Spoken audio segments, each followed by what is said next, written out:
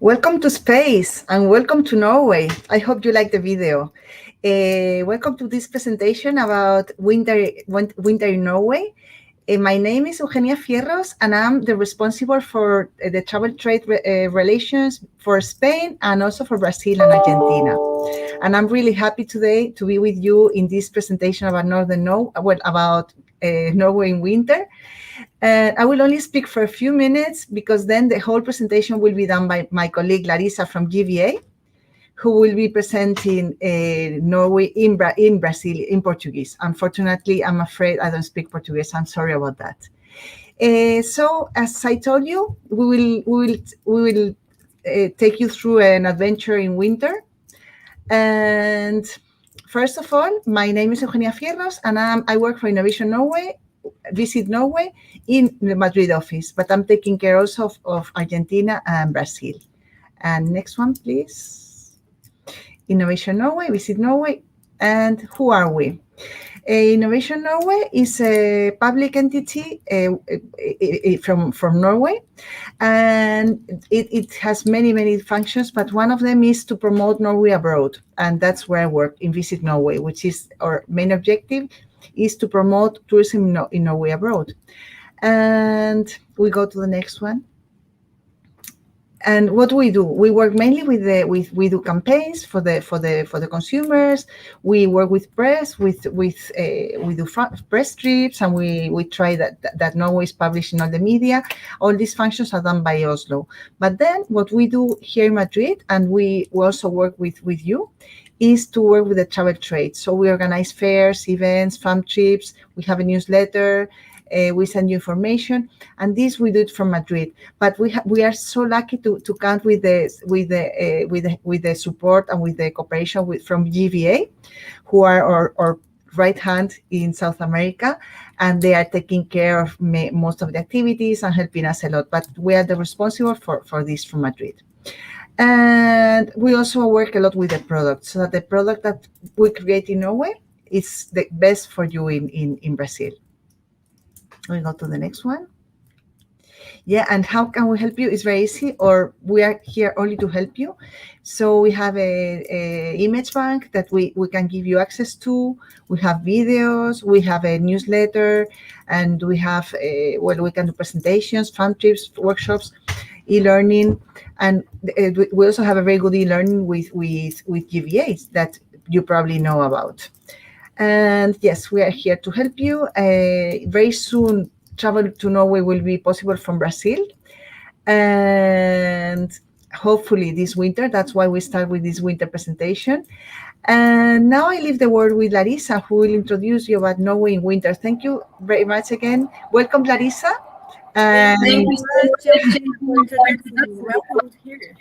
I leave Norway in the best hands. Thank you, Larissa. The word is yours. Olá, pessoal, sejam todos muito bem-vindos. Vou colocar aqui a apresentação no modo full, para a gente entrar nessa jornada, tá? Cheguem mais, mandem suas perguntas, a gente está aqui para ajudá-los e para inspirá-los e motivá-los aí com a Noruega no inverno, né? Vem com a gente nessa jornada. Bom, alguns dados para quem ainda não conhece, né? Um dos países da Escandinávia, aí faz parte junto com a Suécia, a Rússia e a Finlândia, né? Os países vizinhos, né? Pertence ao espaço Schengen, né, ao tratado aí que permite livre acesso entre os países. Do Brasil, como todos os países da Europa, aí é necessário apenas e faz parte do espaço Schengen, né, a validade de 6 meses do passaporte, ok? E a moeda aí é a coroa norueguesa, que equivale $1 a 9 coroas, ok? Um pouquinho da história, vamos falar da Noruega agora, né, para vocês saberem que é um país extremamente jovem, né? Ele foi fundado aí em 1814, então eles têm o dia da Constituição, né, e o Dia Nacional no dia 17 de maio, onde eles saem às ruas, eles fazem festas, festejam, vocês podem ver inúmeros festivais de cultura, arte, dança na rua. É um período muito interessante para quem quer viver e conhecer realmente a cultura local, tá, da Noruega no dia da Constituição, aí, o Dia Nacional deles. Eles são uma monarquia constitucionalista e a sua religião é protestante. Então, todos os noruegueses que nascem na Noruega já nascem com a religião pré-definida, né? que é protestante. Quando a gente fala em Noruega, em alguns números, a Noruega aí tem 5 milhões de habitantes, são 13 habitantes por quilômetro quadrado, o que a gente pode dizer que é um país pequeno, né? Então, se a gente for parar para pensar em média de outros países, por que eles cultuam tanta vida ao ar livre? Né? Exatamente por isso, porque eles têm espaço, né? Eles estão apenas 13 por. Quando a gente fala em costa, são 29 mil quilômetros de costa, entre os vales, entre os fiordes, né? Então, a gente costuma comparar que a Terra tem um diâmetro total de 40 mil de crosta, a Noruega é um pouco mais da metade aí da crosta da Terra, né? Interessante. Possuem 3 línguas oficiais, tá? Que além do norueguês, tem a Sami, que é a língua indígena deles, e a Nynorsk, okay? Além dos 80 dialetos, exatamente. Eles preservam, sim, muitas culturas e tem muitas vilarejos, pescadores, que vocês podem ver outros dialetos sendo falados, não só os 3 oficiais. Tá? E viajar pela Noruega é sempre uma grande aventura, independente da estação do ano. Como a gente falou, inverno aqui, que a gente está falando, a gente vai dar alguns dados, cidades e atividades que possam ser feitos. Né?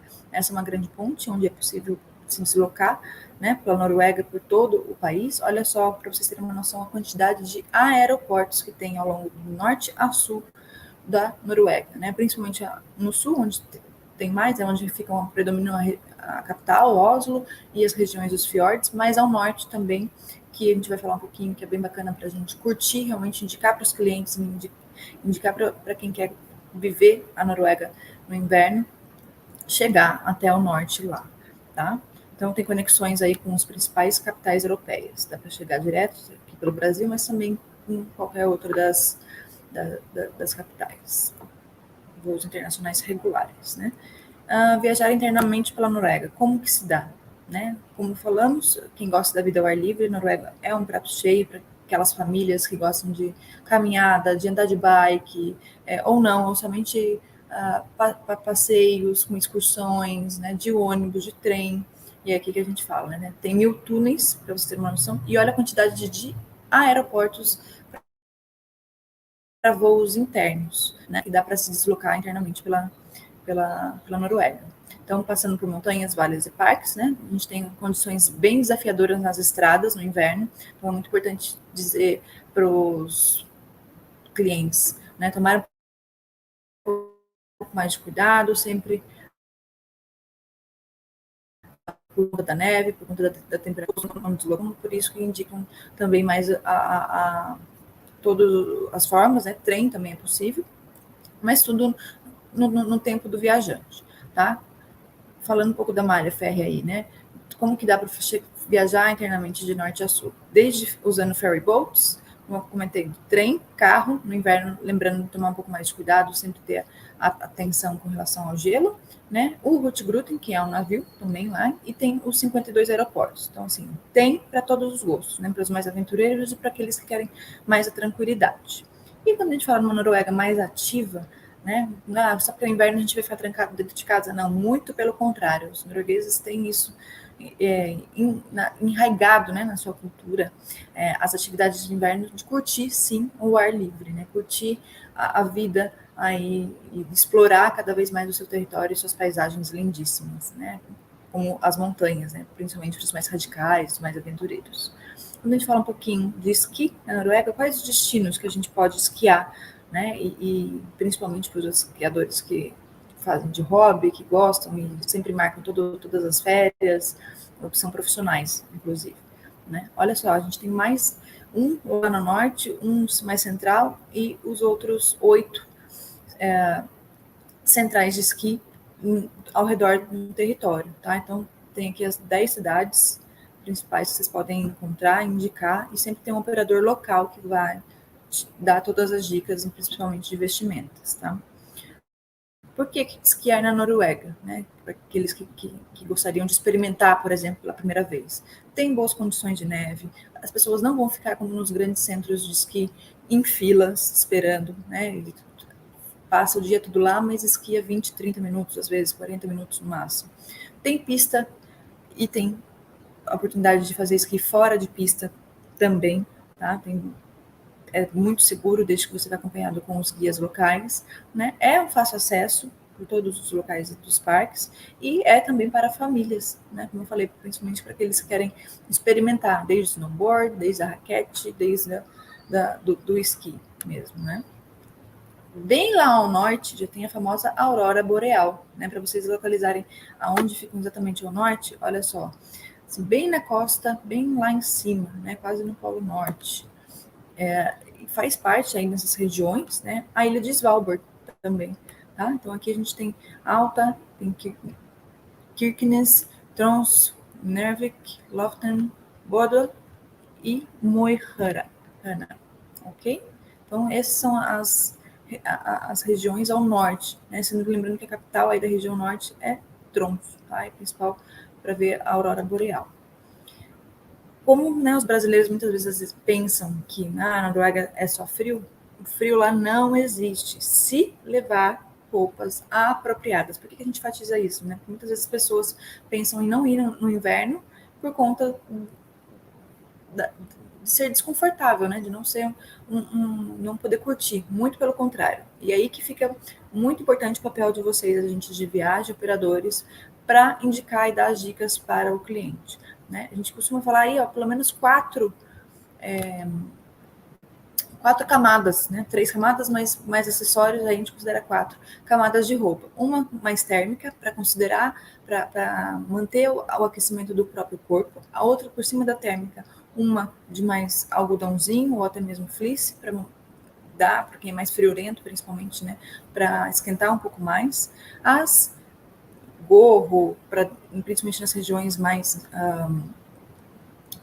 extremas, né, que passam mais frio, manter a garganta sempre muito bem aquecida, chapéus, e principalmente a cobertura, né, em cima, que pode ser um corta-vento, pode ser uma roupa impermeável, né, por conta das atividades de neve, possivelmente chuva. Usando as roupas adequadas, não tem erro, tá? Aqui uma tabelinha para vocês verificarem de temperaturas que vocês podem chegar de janeiro a dezembro, ok? E quando a gente fala no povo indígena do norte, não tem como não falar dos Samis, né? E a visita nessas vilas, as visitas nos vilarejos dos Samis, a cultura deles é muito enraizada, né? Desde correr aí com os cães, com renas, entender como que eles cozinham, né? Como que eles vivem realmente, os casacos de pele que eles utilizam, como que é a forma de vida deles no dia a dia. É muito interessante, uma experiência única e exclusiva que vai encontrar só lá. Né? Olha só que vestimenta mais, né, diferente. É possível experimentar também, eles são super adeptos e se sentem bem. É um passeio que os clientes vão se sentir acolhidos, né? Que é a palavra principal. Aqui puxado pela rena, né? Passeio de trenó. E eles sempre vão manter vivo, né, as tradições, assim, que já tem aí há mais de 100 mil anos. O povo norueguês, eles cultuam muito, desde a sua história, sua arte, cultura, seus modos de vida, para que não se perca e que as próximas gerações mantenham também, né, essa história viva. E eles vão sempre te convidar aí para compartilhar com eles a vida e as atividades do dia a dia. Vão ser sempre bem-vindos, tá? Quando a gente organiza aí. E por que dormir em um hotel se a gente pode dormir em outras formas de hospedagem na Noruega, né? Principalmente aí na região norte, onde temos hotéis de gelo, né? Hospedagem de gelo, ou então glampings, aqueles acampamentos mais luxuosos, em que tem uma água quentinha, em que é possível, né, estar dentro da natureza praticamente, ou na vila de pescadores, bem rústico, porque a gente gosta de uma viagem mais roots, como a gente diz, e até mesmo, olha só, esse hotel, hospedagem, né, um alojamento aí com vidros totalmente imerso na natureza, em que ninguém pode estar ao redor, né, totalmente de vidro aí para que você possa curtir e realmente aproveitar a sensação de estar ali dentro, né, é diferente. O Hotel do Gelo é uma experiência única, dá para fazer visita, mas também é possível se hospedar. Tem as roupas certas, tem todos os guias que indicam, né, como aproveitar melhor a experiência. Tem o caranguejo real, também falando um pouco das atividades, né, no mar, que eles são, assim, muito, né, tem a caça dos caranguejos. Tem também o maior redemoinho da Europa, que é possível de bote, né, avistar entre os fiordes também, e ele tem vários, dentro da sua cultura, né, os desenhos e hieroglifos, como a gente pode dizer, que é patrimônio da Unesco. Né? Quando a gente fala no norte, existe sempre a caçada da aurora boreal, né? O circo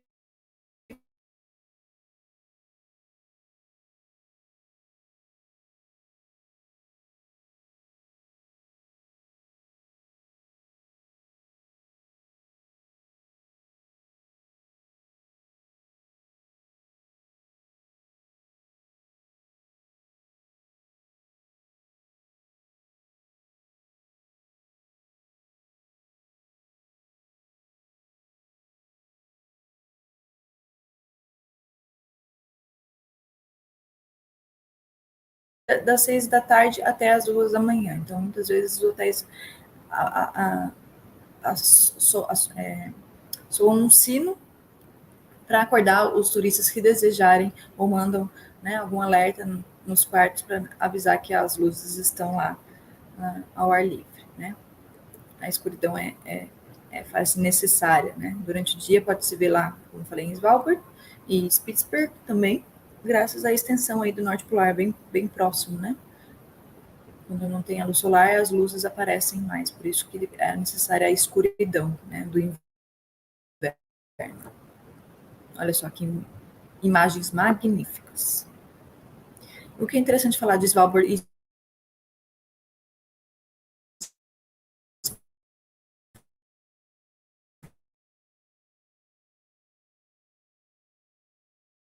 do que habitantes, lá, onde é possível ver as geleiras, para quem gosta, né, os ursos polares. O ponto mais extremo norte da Europa, somente Svalbard e o gelo separam do Polo Norte também. Vamos só verificar aqui se está todo mundo ouvindo bem.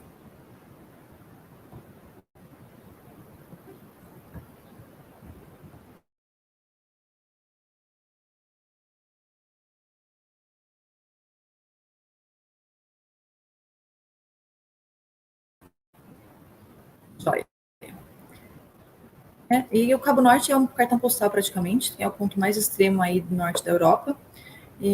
Somente tem aí Svalbard e o gelo que separam, né, do Polo Norte. Então é um ponto para quem gosta das geleiras, para quem gosta de ter um cartão postal. No verão também tem aí o sol da meia-noite, né? No inverno tem essa vista interessante que mostra, né, com essa escultura do globo, que mostra o ponto mais extremo aí do norte da Europa. Né? Os Alpes também de Linha, que é possível fazer esqui, que é possível avistar várias geleiras e montanhas, né, toda coberta com gelo. Vamos voltar um pouquinho.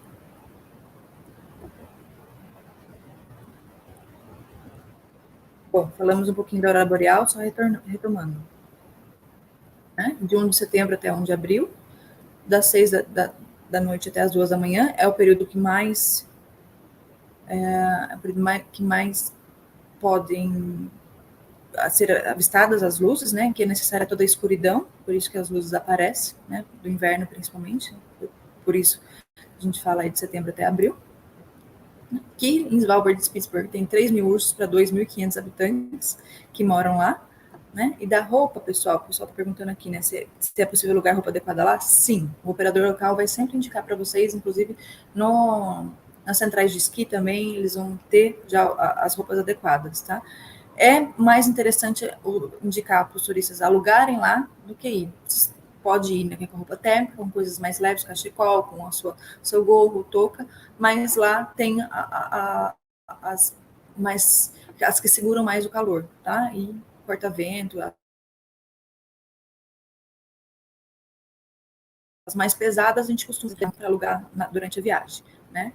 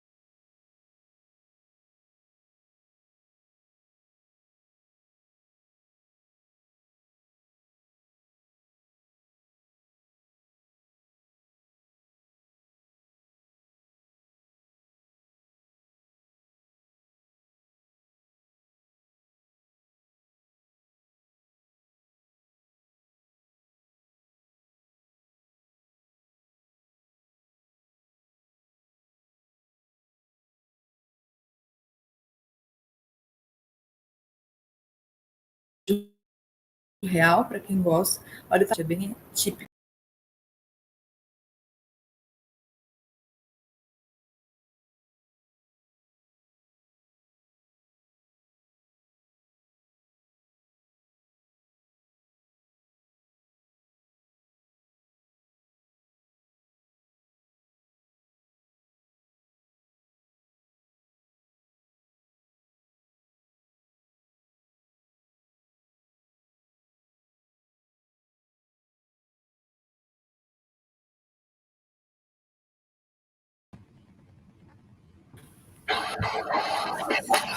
Hello, Eugenia. Hello. Bom, pessoal, eu acho que a Lari está tendo problemas com a internet.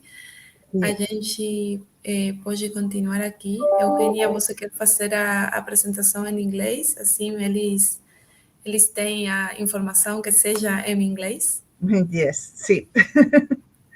Sorry for the inconvenience. Desculpa, gente, mas estamos tendo muitos problemas com a internet. Bueno. I'll continue in English then. But then you can share the presentation from there, no? Sim. Peraí.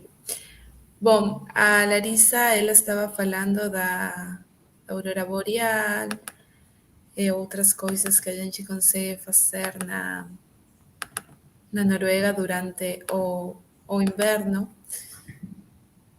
Eu vou compartilhar aqui a tela e daí a Eugênia ela vai falar em inglês o resto da apresentação.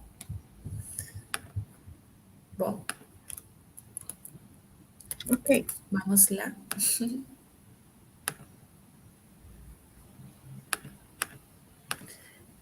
Pronto. A Eugênia disse sim, e daí eu mudo a outra tela. E daí vemos outro slide. Perfecto. So we continue. Larissa was telling, well, I didn't understand everything, but I think Larissa was doing a great presentation about Norway.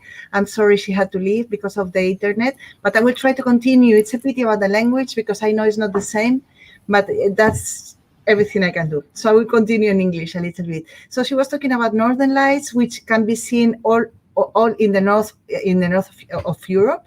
And Norway is the best place in Europe, I would say, to see them, or one of the best places to see them. And see? And it's one of the attractions, it's one of the main attractions of Norway in winter. Actually, from Spain, it's what mostly people are asking for. And I suppose it would be the same for Brazil. It's something unique that you cannot see in so many places in the world. And it's something everybody wants to see at least once in their lifetime. But at the same time, you cannot sell a trip with only the theme, like say, no, this is a Northern Lights trip, because they might not see it.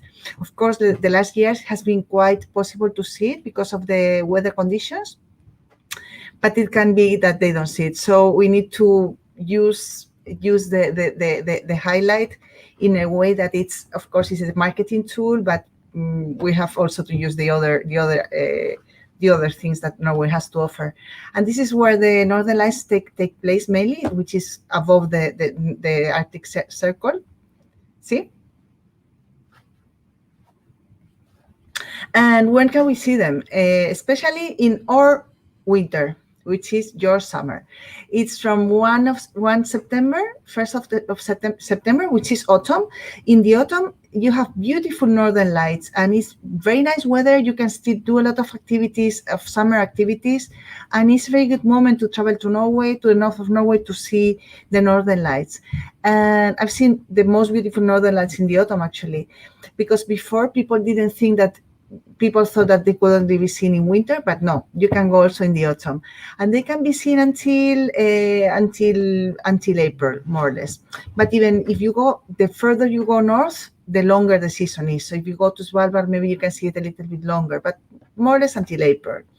The best time is in the evening from 6 p.m. to 2 a.m., but it's needed that it's dark. So in April, if the daylight if the day is longer or at the beginning. So it depends, but you need darkness, and you need also certain conditions of cold and weather, and the air, and also the activity, the solar activity. So yeah, but we have an application which is Northern Lights app, which you can download in your phone, and there you can see exactly where you will have the Northern Lights each day. So it's like the Google weather, but for the Northern Lights. See?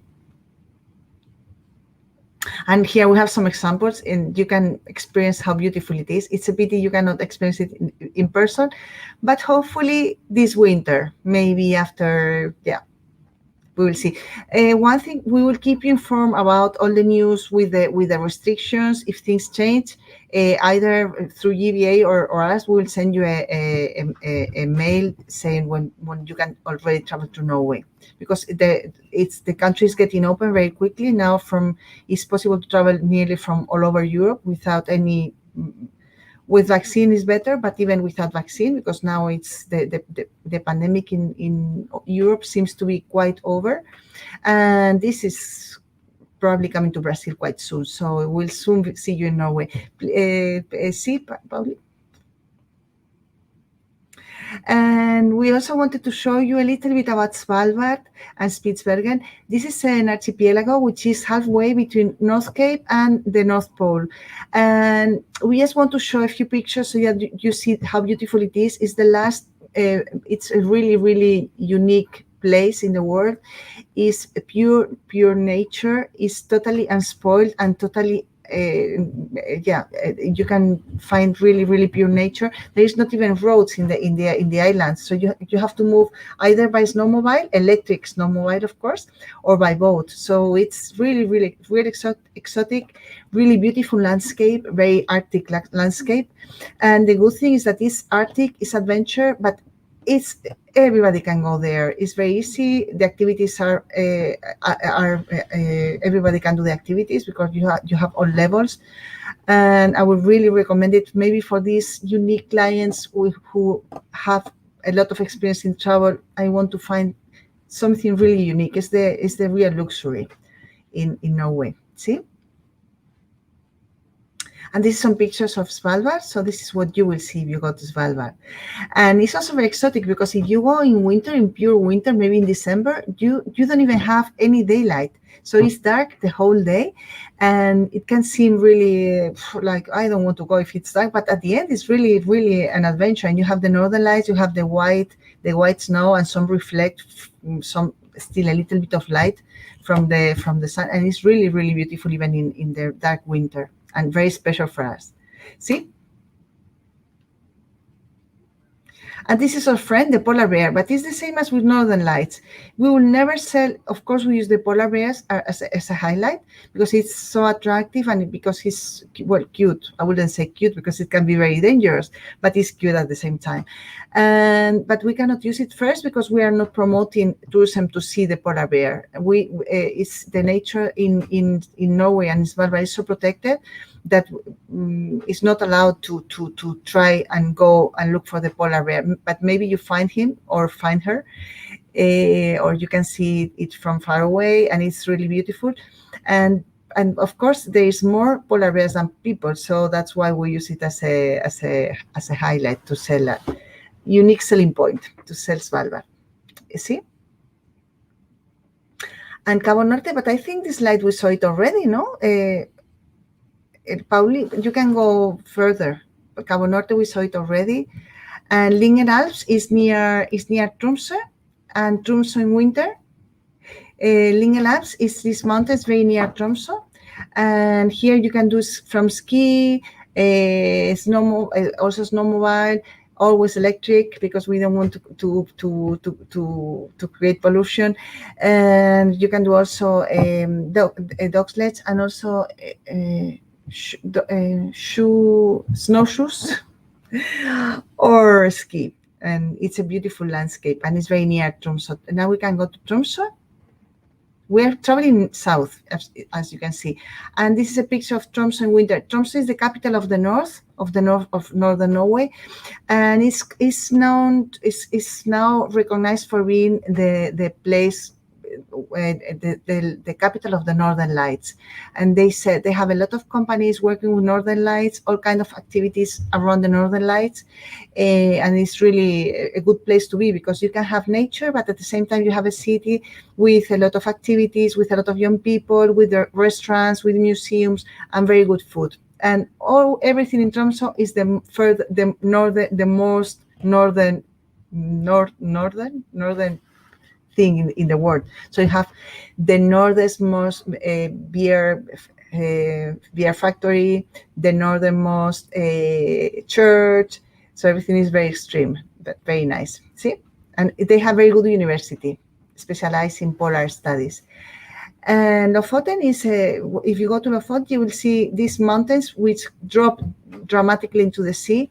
In the winter, the mountains are full of snow, and the houses below are white or red, and they are wooden houses with the boats. It's like a fairy tale. It's really beautiful.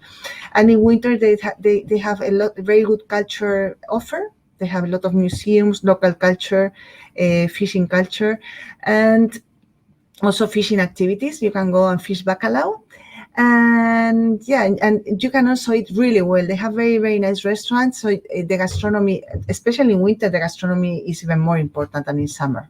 See? And in Finnmark, you can even chase this king crab and even eat it. So with only one leg, you have for the whole day. It's really huge and really, really delicacy. See? And this is some activities you can do in the north of Norway in the winter. So you can do dog sledge, which is incredible because you can only hear the dogs and the sledge in the snow, and you are feeling the nature so close to you. And it's really exciting adventure, but also easy to do. See? Snowmobile, as I told you, this is not electric because the pictures from long ago, but now they're electric. And you can do a very nice excursion if you go with Hurtigruten, which is the boat that goes through the coast of Norway every day. You can leave the boat in one port, take the snowmobile, and take the boat again in the next one. And it's a really beautiful excursion all through the coast of Norway. One thing really nice that has Norway in comparison to the other Scandinavian countries is that you have all this beautiful coast, because of course there is Lapland, and I don't want to talk about other countries because they are so beautiful. But one thing that you have in Norway is the coast, the sea, so near to the snow. And we can continue. And this is some information about Northern Norway Tourist Board, where to find the web page, the Twitter, the Facebook, and they are publishing a lot of beautiful pictures. So I recommend that you follow them. See? And now we are traveling further south. I don't know if Larissa told you that this presentation we will touch only three subjects. So we touch about ski in general, and then the two main regions working with the winter is Northern Norway, which is the offer is what I told you, Northern Lights, winter activities, Sami culture, and all these places I told you about, and then Fjord Norway. And if you're Norway, you can do activities with or without skis. See? So if for instance, you can do a cross country or snowshoes all over the region. They have very long season, and they have excursions for all the levels. You can always go with a guide. And it's normally this cross-country ski. You can always do it near a ski resort. See? And also, it's very important in Norway, if you have many skiers, we know that not many Brazilian people will go to Norway only to ski, that's for sure, because you have probably much closer places. But maybe they go for a winter trip and they like to ski one day or a couple of days. And something really unique of Norway is the off-piste. You can do off-piste with security, with very good guides, and the quality of the snow is incredible, and the landscape is also incredible. See. And this is a mountain ski, randonnée, I think. Yeah, I'm sorry about the English, but I was not prepared for doing this presentation today. Yeah, and here, what you can do if you're in Norway is to go, for instance, you can sail in the fjord, and then take the skis up and ski down, and in pure wild nature, in pure powder snow, totally untouched, because nobody has been skiing there for a very long time, and it's a beautiful and fantastic experience. And it's very easy to do. There is always guides. There is all kind of boats, from luxury boats to a normal sailing boat, and it's a very, very unique and a special experience, because you always ski with this beautiful view of the fjord on the back. See. And this is ski and sail. As you can see, this is one of the boats which offer this activity. So you can imagine sailing in this fantastic boat in the fjord, and then in the morning, taking your skis, go up, ski a little bit, then go down, go to the boat, eat or sleep, or have a nice dinner, and continue. This activity is done mainly from Ålesund, which is in the north part of the fjords. And they always have really good guides, because Norway is one of the most experimented countries in ski. And you will love the experience. They organize it for individuals and for groups. See? And without skis, before some years ago, nobody would think about traveling to fjord Norway in winter, because you will think, well, actually, many attractions were closed, many roads were closed, and you really didn't know what to do. But now, apart from the landscape, which is incredibly beautiful, you can do a lot of activities. So, for instance, there is companies and tour operators who can organize for you excursions with snowshoes, with reed boats in winter, taking you to see the eagles or to see the nature. There is this Voss wind tunnel in Voss, dog sleds you can do in Hardanger. Flumsbana, which is the Flum train, is working every year, and it's a beautiful experience. It's this old train that goes from Myrdal in fjord Norway to the fjord, and this works every day. And the same with Norway in a nutshell, which is an excursion which also is running. Hello, Larissa, you're back. Welcome. Yes, I'm back. Maybe you can hear me right now. I'm so sorry about my internet connection back here. It's okay. It's okay. I'm continuing with now. Now it's we have some information which is in Spanish, and I'm doing it in English. Do you want to continue, or shall I continue as you like? Yeah, you do as you prefer. I continue. It's very little left, so I finished. Yeah, and then Norway in a nutshell. Thank you, Larissa. No, but you were doing it so well, and with that beautiful Brazilian accent that I love. Norway in a nutshell is the most popular excursion in Norway, and it's an excursion that you can start from Oslo, from Bergen, and it's a combination. It's all done in public transportation, so everybody can do it, because everything works really perfectly. And you can start in Oslo, in Bergen, and it's a combination of a train, the Bergen train, which is one of the most beautiful train lines in the world. Then we have the Flum train, which is this small mountain train that goes from the top of the mountain down to the fjord in Flum, and with a lot of changes on landscape. It's 1 hour only, and it's beautiful. And then you have a cruise in the fjord, or a riverboat. And then finally you finish either by train or by bus or whatever. And it's a beautiful excursion. And that's also available every day of the year. Well, not every day of the year, but most of the year. And then, of course, cruises you can do all over the year. And there's always cruises and ferries. See? And these are some pictures about Norway, about fjord Norway in winter. This is the Preikestolen, we call it in Spanish el púlpito. Here, normally you cannot go in the winter, in pure winter, but I thought this photo is so beautiful. And you can always go through the fjord in a boat and see this from the bottom, see? And kayak you can do every day, also nearly every day if the weather is not really terrible. And it's also a beautiful adventure. It gives you a lot of peace, and they always give you all the clothes and everything so that you are comfortable and you can really enjoy the experience. See? And this is snowshoeing. Also fantastic activity. I did it when I could travel a couple of years ago in Hardanger. And it's so nice because it's like a relaxed walk, and you go with a group. You stop in a place, they give you a warm chocolate, and around the Norwegians, they are so good to make a fire and make chocolate in the middle of nowhere and give you some sausages. And it's a really nice activity. You enjoy the nature and the landscape, and it's active at the same time, and it's also valid for nearly every physical condition. See? And of course, in the winter, it's more important than ever the cities, the life in the cities. And the main cities, the fjords, is Bergen, Ålesund, and Stavanger.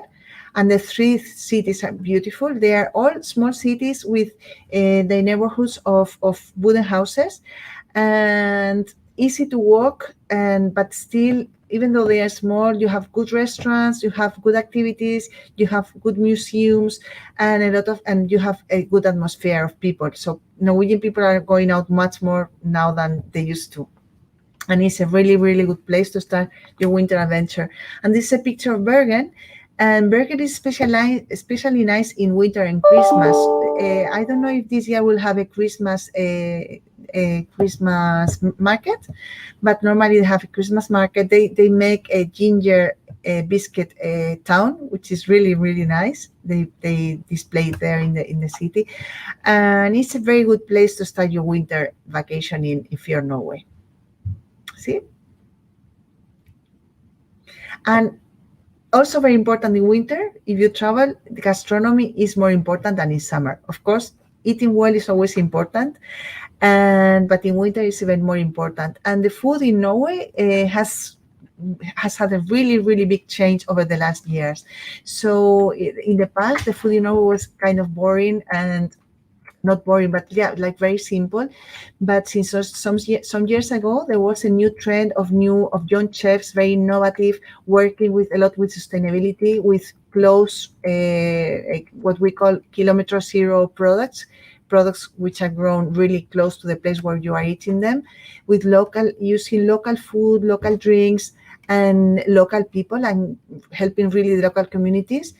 And they are doing this and mixing it with mixing the local culture and the local products with other cultures and other gastronomies from over the world. So it's really good gastronomy, really good restaurants, from the little farm that you can eat something really special done by the lady of the farm, to the really 3-star Michelin or 2-star Michelin in the cities. So you can experience all kind of food.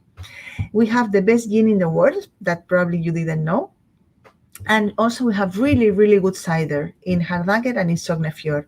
And you can visit the farms of where they produce the cider and have a taste there. And they show you the whole process, and it's really nice activity. And of course, in Norway, you cannot leave Norway without enjoying the seafood. So I think I could say one of the best seafood in Europe, probably. Of course, starting with the salmon, but also all the fish and all the seafood is really good. And not only the seafood, but also the meat, the lamb, the deer, you can eat everything you eat is good. And I will mention also the breakfast. It's not in this presentation, but the breakfast in the hotels is so good. It's so they have practically everything, and you want to try everything because they display it in a very nice way. They present it really nicely, and it's something really important for the Norwegians, and they are really giving really good quality in the breakfast. And I think I'm finished. Let's see how we finish. We finish with some beer. It's maybe too early for you. Maybe you are more in a coffee mood. So, but I want to wish you a very nice day. I hope to see you soon in Norway. Hopefully, I would say that very probably next year, and hopefully even this winter. And And this is all for me. I want to wish you a very nice day. And I leave Larissa to. I don't know if she lost the connection or if she's there also. Yes. Hi, Larissa.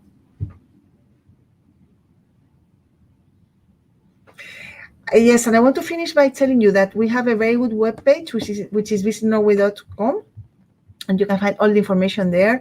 If you need any support, you have always Larissa and GVA.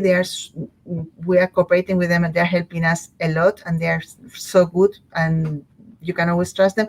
But also, if you need me, you can contact me anytime. Thank you very much. Muito obrigada, Eugenia, sempre por compartilhar informação sobre a Noruega conosco. Bom, eu tenho algumas perguntas no chat. Eu vou fazer para você, Eugenia.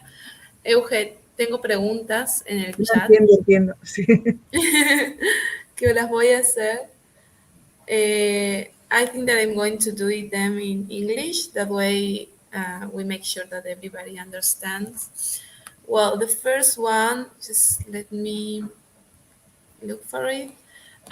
If people can have the clothes in the activities when someone go and do a special activity during the winter, do they have to take their own clothes or Yeah.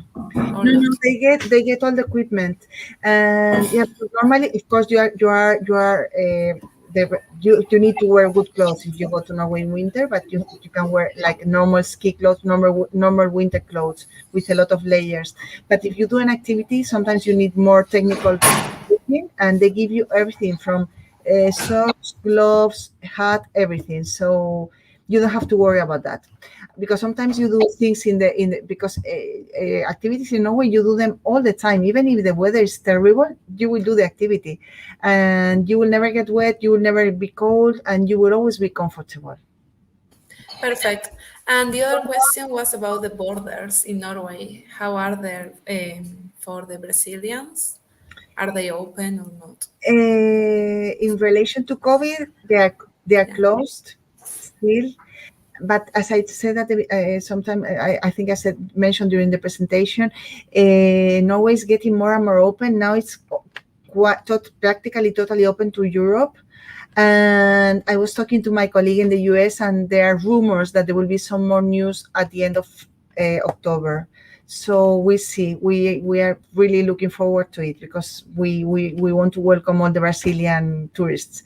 And as I said at the beginning, also we will inform as soon as we know something new. But for the moment, we have no news. It's not possible to travel to Norway, unfortunately, from Brazil. That's Perfect. Thanks, Eugenia. So those were the questions that we had in the chat. If there are any questions left, just write there. Pessoal, podem escrever suas perguntas se vocês quiserem fazer outra pergunta. A Eugenia está aqui à disposição para responder todas elas. Se não, também a gente vai compartilhar o e-mail da Eugenia com vocês, para que vocês tenham o contato dela, caso tiver outras perguntas. Eu acho que não, Euge, é só isso por agora. So, thank you, Eugenia, for your time. And obrigada. I hope you have enjoyed, and Yes, see you next time in November in the workshop of Norway. Yes, I hope to see you all there. Pessoal, vamos ter um workshop da Noruega em novembro, então já estou convidando vocês para esse evento também. Vamos compartilhar mais informações no e-mail. É só isso por agora e vejo vocês na próxima. Thanks, Eugenia. Goodbye.